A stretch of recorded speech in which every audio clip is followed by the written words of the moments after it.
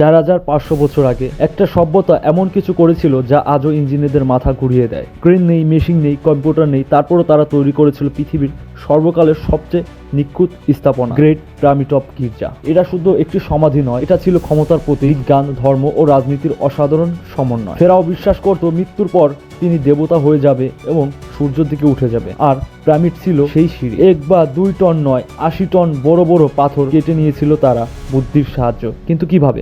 আসুন আজকের ভিডিওতে আমরা জানার চেষ্টা করব পিরামিড সৃষ্টির রহস্য কি, কিভাবে এত নিখুঁত, এত সুন্দর, এত সুবিশাল উচ্চ স্থাপনা তারা কিভাবে সৃষ্টি করলো। এটা কি এলিয়ানের তৈরি নাকি মানুষের তৈরি? যদি মানুষের তৈরি হয় তাহলে এত বড় বড় পাথর দিয়ে কিভাবে, কোন প্রযুক্তি ব্যবহার করে তারা এই সুবিশাল কাজটি করেছে, চলুন দেখা যাক। বন্ধুরা, আধুনিক বিজ্ঞানের সাহায্যে আমরা কত প্রযুক্তি বা কত উচ্চ সুবিশাল ভবন তৈরি করেছি। চিন্তা করুন, কয়েক বছর আগেই বা কিছু বছর আগেই বুর্জ খলিফা আমাদের কল্পনার বাইরে ছিল, কিন্তু আমরা প্রযুক্তির সাহায্যে বুর্জ খলিফার মতো সুবিশাল উচ্চ বিল্ডিং তৈরি করে ফেলেছি। আরো এমনই বড় বড় স্থাপনা তৈরি করা হয়েছে এই বিশ্বে। কিন্তু এটি আধুনিক যুগে আসলে চিন্তা করা খুবই সহজ, কিন্তু আপনি চিন্তা করেন, আপনি 4500 বছর পিছনে এত সুবিশাল উচ্চ স্থাপনা সৃষ্টি করতে কি পারবেন? কি আপনার মাথা ঘুরে যাচ্ছে না? ঠিক এরকমই আশ্চর্য রকমের কাজ করেছিল মিশরীয়রা। The great pyramid of Giza এমন একটি স্থাপনা যা এখনো মানুষকে ভাবিয়ে তোলে যে কি মেধা বা কি বুদ্ধিমত্তার সাহায্যে এরা এটি তৈরি করতে পেরেছিল। এটি মানব সভ্যতার সবচেয়ে নিখুঁত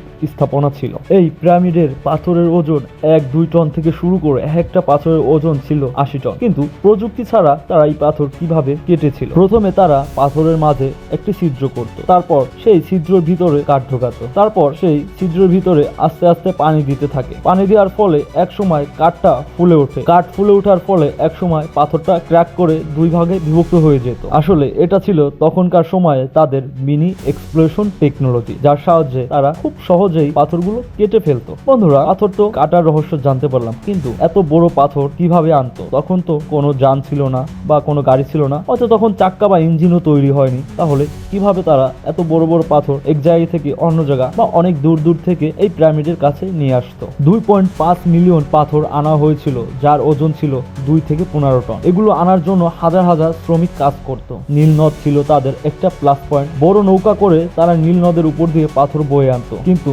স্থল ছিল একটা বড় সমস্যা। বালুর ভিতর তারা কিভাবে পাথর আনবে? তখন তো কোনো চাকা বা গাড়ি বা ইঞ্জিন ছিল না। তাদের কাছে ছিল বুদ্ধিমত্তা। বুদ্ধির সাহায্যে তারা এই কাজটাকেও সহজ করে ফেলে। শুকনা বালুকে তারা ভিজিয়ে নিত, যার ফলে বালুর ঘর্ষণ ক্ষমতা অর্ধেক কমে যেত এবং সহজেই পাথর টেনে টেনে নিয়ে আসা যেত।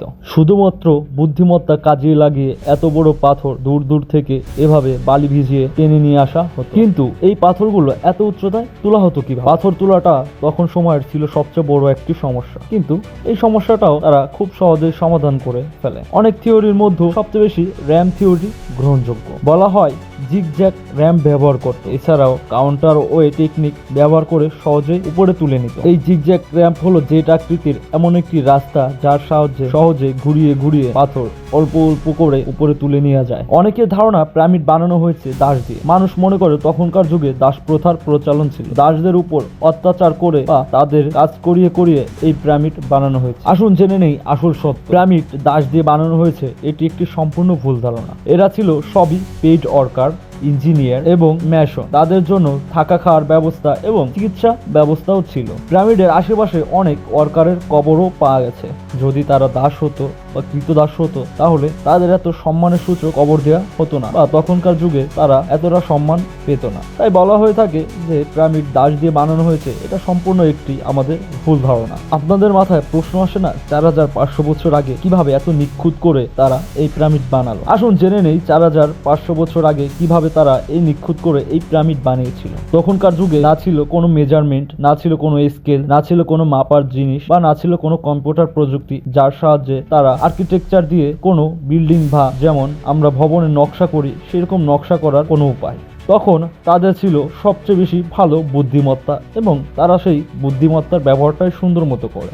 তারা চাঁদ, তারা এবং সূর্যকে খেয়াল করে করে এবং তার মাপ অনুযায়ী পর্যালোচনা করে করে তারা পিরামিডটি তৈরি করে, যার ফলে তাদের পিরামিড ছিল অত্যন্ত নিখুঁত এবং নির্ভুল একটি স্থাপনা। আমরা আবার অনেকেই মনে করি পিরামিড এলিয়ান বানিয়েছে, বা এত নিখুঁত প্রযুক্তি এলিয়ান প্রযুক্তি ছাড়া বানানো সম্ভব নয়। এলিয়ান থিওরি আসলে একটি সম্পূর্ণ ভুল ধারণা। আমরা সবসময় মনে করে থাকি যে এত নিখুঁত প্রযুক্তি কিভাবে মানুষের দ্বারা সম্ভব, কিন্তু মানুষের বুদ্ধিমত্তা এবং সঠিক প্ল্যান থাকলে সবই সম্ভব। পিরামিড কোনো এলিয়ান বা এলিয়ান প্রযুক্তি দ্বারা বানানো হয়নি। অনেক খোঁজে ও গবেষণার পর পিরামিডের পাশে ওয়ার্কার্সদের টুলস পাওয়া গেছে, যেমন তাদের তৈরি বানানো হাতল এবং তাদের তৈরি বানানো বিভিন্ন প্রযুক্তি যা তখনকার সময় ব্যবহৃত হতো কাজ করার জন্য। এছাড়াও পিরামিডের পাশে শ্রমিকদের থাকার জায়গার সন্ধান পাওয়া গেছে, যেখানে তারা কাজ করে এসে বিশ্রাম নিত। এছাড়াও পাওয়া গেছে অসংখ্য শ্রমিকের কবর, যেখানে তাদের মাটি দেওয়া হয়, যা সহজেই প্রমাণ করে যে পিরামিড কোনো এলিয়ান প্রযুক্তি বা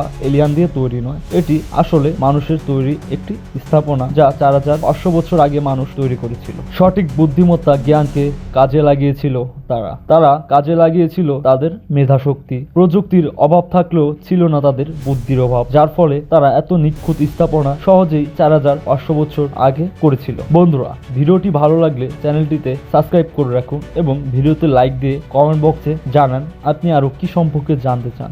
পরবর্তী ভিডিও হবে আপনারই যে কোনো একটা প্রশ্ন। ভালো থাকেন, সুস্থ থাকেন।